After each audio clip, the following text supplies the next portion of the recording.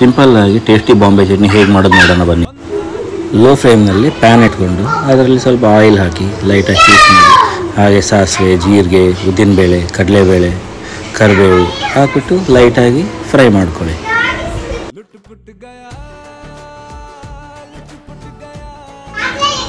Cut ಮಾಡಿರೋ onions ಹಾಕಿ heat ಮಾಡ್ಕೊಳ್ಳಿ.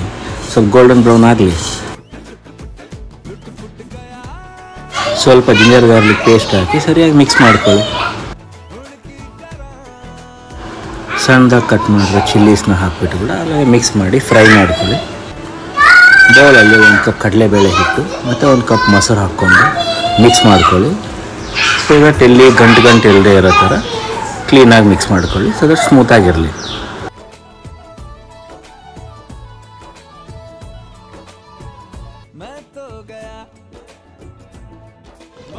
ಇವಾಗ ಮಿಕ್ಸ್ ಮಾಡಿರೋ ಈ ಕಡಲೆಬೇಳೆ ಹಿಟ್ಟನ್ನ ಬೌಲಲ್ಲಿ ಹಾಕ್ಕೊಂಡು ಬಾಯ್ಲ್ ಮಾಡ್ಕೊಳ್ಳಿ.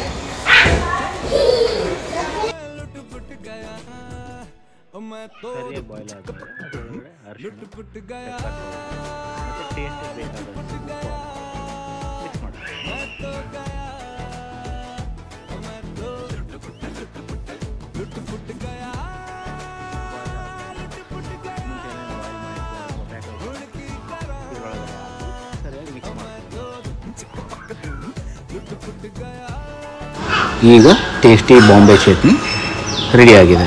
ಇದು ಚಪಾತಿ, ಪೂರಿ ಮತ್ತು ರೈಸ್ ಜೊತೆ ಸಖತ್ತಾಗಿರುತ್ತೆ. ಈ ರೆಸಿಪಿ ನಿಮಗೆ ಇಷ್ಟ ಆದರೆ ನೀವು ಟ್ರೈ ಮಾಡಿ, ಟೇಸ್ಟ್ ಮಾಡಿ. ಎಂಜಾಯ್.